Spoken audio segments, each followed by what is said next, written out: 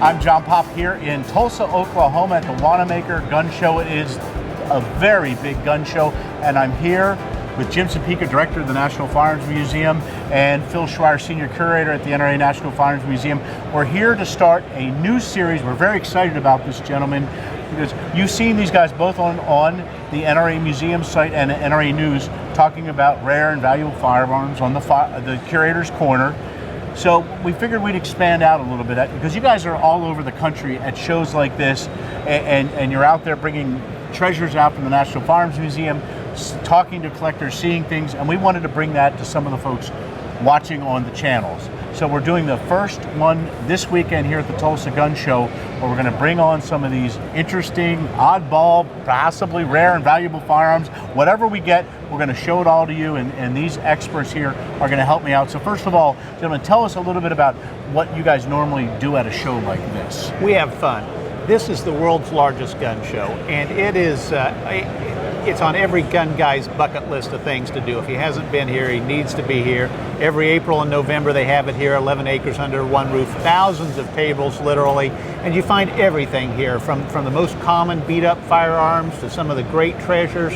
They walk in the door, they're on dealers' tables, and it's a wonderful experience. You want to be here just to do it. What we do is we take guns from the museum to major gun shows all over the country. We try and hit the big ones, trying to get the museum outside the walls.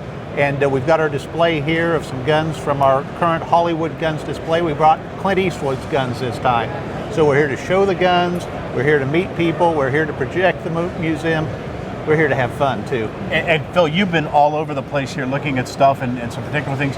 Give us a feel for the size and scope and what people will find here. Well, John, you can literally find anything here except for a brass cleaning brush. We haven't been able to find one of those today. But aside from exactly what you must have, everything else is here. The one neat thing about it is, normally when you go to a gun show, you might have something in mind that you're looking for. Like right now, I'm looking for Smith & Wesson 25-5 and 45 Colt. Now, if I was to start at the front of this room and methodically work my way all the way to the back and make a mental note of where I saw one and price evaluate, right, they're gone. You can't turn around and go back. One, you'll never find it because this is like a haystack full of needles looking for a needle. And two, you just the guy behind you is going to buy it if it was a deal. Bargains don't sit on the tables here very long. Now here's the flip side of that, in my experience here. If you pass on it, it's not there when you go back. If you buy it, you get back to your table and you find out what's wrong with it. Right. But it's all fun. Well, Phil mentioned, Jim, the scope of this. I mean, behind us, that's just part of the floor. We're in a great less spot. Than half. I know, yeah. and behind the cameras, this is just. Folks told me before I came here to get an idea of the scope of this. It's unbelievable the size of the show. Yeah. I mean, acres and acres. I always say acres and acres. Yeah, well, this literally is. It's 11 acres under one roof, all in one building. I did the math one time, and I figured if you walk up and down both sides of the aisles, I think you walk 10 miles to just see this show one time. Yeah. No wonder I'm tired. And we just started. Yeah, that's right. Now, Phil, you mentioned there's stuff all over the place on tables, but also the kind of neat thing, there's guys walking around and coming in with firearms, and they're carrying them every which way. They've got signs and things, and it's really got a neat kind of almost like a flea market feel for people that run around here looking and buying and selling and have stuff of their own. Kind of like a country fair. There's everything from funnel cakes to blunderbusses. And you see everybody in the gun collecting community is here.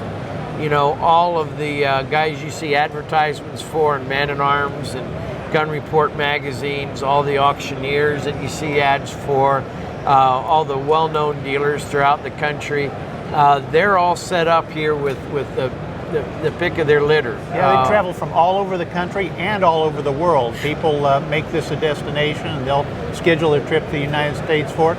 Wow. And people may not be familiar with gun shows. There are a lot of shooters and people who appreciate guns who may have never been to one. And it's really an event you want to go to. I mean, any gun show is a good show. From here, the world's largest, to the smallest local show. It's fun to see the guns. You never know what you might come across. People rent tables at these. Individuals can rent them, dealers rent them, they come here. It's important that people understand that same gun laws apply here that apply to a store. There are private transactions between individuals. Right. Those have to be in compliance with the law. The dealers here have to do the same forms they would if they were selling at their gun shops. But it's just a fun experience. And guys travel to these, or they may be a local guy who does his local show once a year. But it's a fun event. It's an American tradition. There's a lot of back and forth discussion. You see old friends and you meet new ones. Gun shows are good things. So what we're going to do here over this week and the next couple of days is bring you as much as we can with you guys. You know, I'll step back and you guys are going to talk to some of these folks and see what kind of treasures are out there. Who knows? But we're going to have a great time doing this. And so Jim, Phil, thank you for being with us as we start this inaugural edition of the National Firearms Museum on the road. So let's get started, shall we? Let's do it.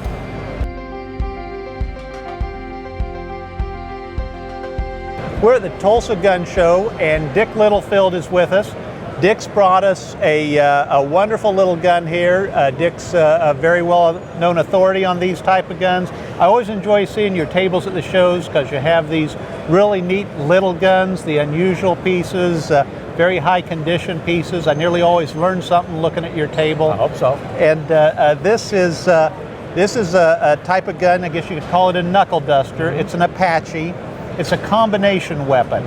And could you kind of show us what all's involved in this little revolver? Sure, happy to. They call this the Apache. It was made in France, and they were named after the street gangs in Paris of that period who called themselves Apaches, who in turn named themselves after the American Indians. So the term Apache comes from America to France and then back here on this. This is a combination weapon.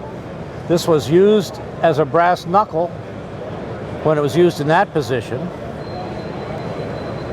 If the dagger was extended, it became a brass knuckle with a dagger. If the knuckles were opened, it became a revolver and fired out of each chamber when the trigger was folded down. So you had a triple threat. You had a revolver, a knuckle duster, and a dagger. And they were called the Apaches. And they're a fascinating curiosity in firearms from the 1890s. Some of them are engraved, and as you can see, this one has wonderful chiseling and engraving all the way up and down sides, engraving in here, and chiseling and engraving here. Those are very fancy and they're scarce. Yeah, I just think that's an exceptional piece, a combination of the condition and also the engraving, like you say, is beautiful. Yeah. Is that the common caliber, or are they uniform size and The caliber? standard caliber for these was a 7mm pinfire. Okay. You will find them in 5mm pinfire. You'll find them very rarely in 9mm pinfire. That'd be a big knuckle. Yeah, it is. And then occasionally in the late ones, you'll find them in a 32 centerfire. I'll But be those are darned. late and almost always iron frame as opposed to the brass frame ones. Were these European market or American market? They were sold everywhere. The only ad I've ever seen for one came from South America in a newspaper. Oh, I'll be darned. And it showed somebody with the square version. These also came in a square version. And the man was wielding it in cartoon manner, and his assailant was running with tears running down his face. And it was from some newspaper in Argentina or something. I'd buy that. Yes. I'd buy one of those. Yes. That is just really cool. And you Anyhow. don't see these very often. I mean, No, they're very no. scarce today. They are scarce. Once in a while you'll see one. You never see them fancy. Yeah. Is it fair to ask you what the value of something like that is like? A plain one without any engraving on it, in nice condition, is going to run somewhere around $3,500. Uh-huh. So when you start adding engraving and chiseling like this, the price runs up a couple of thousand. Yeah, I would think so. But it has to all be there and Yeah. be correct. Yeah, exactly. And there are some that are not correct. Like anything else, when something is valuable enough, somebody's going to make it up and fake it. Cool. A treat to get to see this and to have you share it with us. Thank you so much, Oh, I Dick. hope people like it. They will, I promise Thanks. you.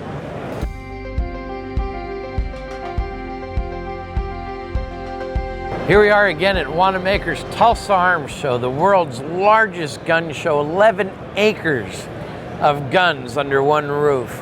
And I'm very fortunate to be joined today by Jason Schubert of the J.W. Davis Museum, just up the road here in Claremore, Oklahoma. Jason, welcome to Tulsa. Thanks for having me here, Phil. Hey, it's our pleasure. You know, we've been big fans of the Davis Museum ever since I first got to go into it about 10 or 12 years ago.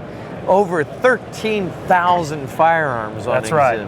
That's right. That makes y'all, I think, the largest collection in the country, isn't it? That's our claim to fame, yes, sir. That's right. You know, we have about half that right now.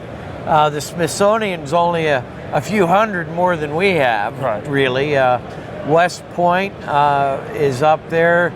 Springfield Armory is around 6,800.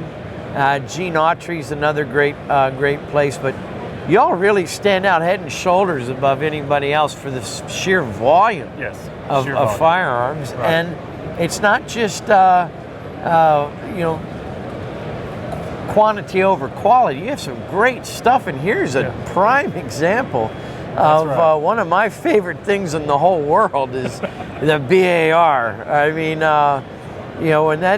when these go off, they do all the talking that needs to be done for you. Yep. What can you tell us about this particular model? Well, this is a 1918 A2. It's the later model, and it is full automatic. It's not selective fire like the early ones were. They realized that they don't need semi-automatic on these. Just full auto works fine. It has a bipod that is out towards the end of the barrel instead of the middle model had one that came in the middle of the barrel, and the early ones didn't have it at all. Originally they thought this would be a walking fire type of rifle. That was pretty good for no man's land, but they found out it was a lot better on a berm, being a support firearm. Right. And so that's why they added the bipod later on. Obviously for use in the Second World War. Yes. 20 round box magazine, 30-06. Gun's heavy enough so that and gas operated. Yes. So that there's not a great deal of recoil when you go to shoot one, even at full auto. Right. Which makes it real fun. When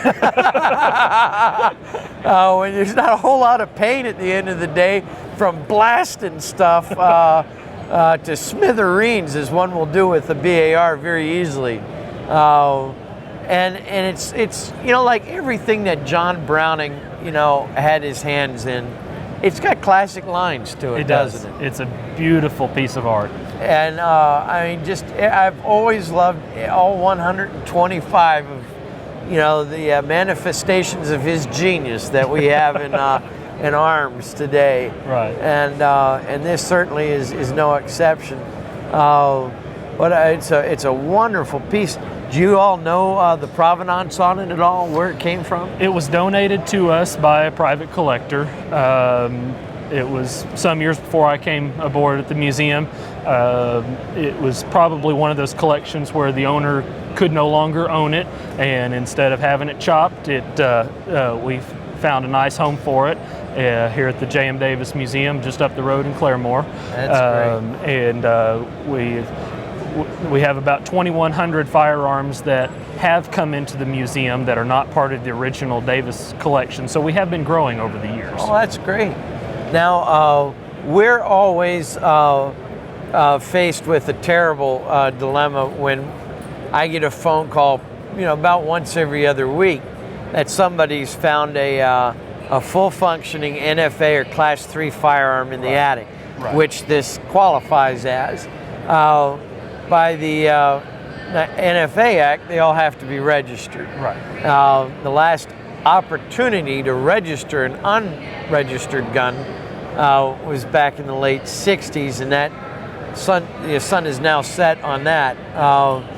So they either have got to be on a Form 4 or Form 5 to be able to come to our museum. Right. Now, are you allowed to take firearms that are unregistered? Does the Davis Museum qualify as a state? Yes, we are. We are a state agency. We're an agency of the state of Oklahoma, so we can do, I believe it's a Form 10. Form 10 for right. government agencies. We have the same status as a police department or a sheriff's office, so we can perform the initial registration on Class 3 firearms. That's great, because I'm so sad that I have to forward these wonderful things on to other museums around the country, and Now that I know that you all qualify and can do a Form 10, we can certainly start sending some of these people your way as well. But if you do have it on a Form 4 or 5, think of us as well in Fairfax. We're all friends. Well, absolutely. Well, Jace, thank you so much for coming out. Appreciate that you had the gloves. That way, keeping in the curator style, keep my hands and drool off of it for the time being. Saves me a lot of work later on. Yeah. And the Davis Museum, like I said, is just up the road here in Claremore. Fantastic place. We've enjoyed many visits up there, and the collection is just stupendous. You can check us out at www.thegunmuseum.com. Well, it is a gun show tradition that you run into your old friends here, and I've run into a very close old friend of mine, my buddy Dan Cole. Dan and I were in the gun auction business for many years, and actually Dan was one of my teachers at auction school when I went to auction school. And Dan had a neat little gun here that's in one of his upcoming auctions I wanted to talk about just because I think it's so interesting, Dan. You bet. Thank you, Jim. Oh, you bet. It's a Chicago Protector Palm pistol. Yes. And it's about what era? I think it's about 1890s. I think that's about right. You see a few of them. They didn't make a lot of them. Operated maybe around 13,000, I think is what Flaterman says. Do you mind if I show them the operation of this? Sure. Normally you don't want to dry fire an antique firearm. Right. This is so interesting. We're going to demonstrate it. You bet. Show them how it works. Give them a click or two. We'll do that. A lot of folks will picture this gun as being fired like this and held like that. I think the actual way to hold the gun was with this firing lever up, and it fires by squeezing this lever, and there's a safety right here that is operated with what would normally be the trigger finger. We have already load checked this gun. However, we're going to open it up again to show you how it works, and also to be able to load check it and see how it operates a little bit too. If you don't mind, Dan. Let's show them how to open it first. Well, that's a good point. First time I had one of these, it took me a while to figure out how to get in there, but you just twist this side plate, comes off, and believe it or not, that's your cylinder there. It's pointing out like the spokes of a wheel. We're going to just drop that out, and each one of those chambers, a little tiny 32 extra short rimfire cartridge fits in, just like that. And we can see that it is unloaded, so we're going to slip it back in there if I get it right side up, and we're going to operate it, and we're going to squeeze it. And thank you, Dan, for stepping out of the way, even though we know it's unloaded. And you see the chamber go around and the gun fire each time. And it's what, 1, 2, 3, 4, 5, 6, little 7-shot. It's obviously a hideout gun. There's no getting around that with this one. The very colorful piece. It evokes old-time gambling and smoky back rooms at saloons. I think they're wonderful little pieces. I did too, Jim. Yeah. Dan, what do you think this is going to go for at auction? Oh, I think we've got a pre-auction estimate, Jim, of somewhere in that $1,500 to $2,000. That makes sense to me. I think that's probably about right on it. And very colorful piece. Thank you, Jim. Thank you, my friend. You bet. Appreciate it.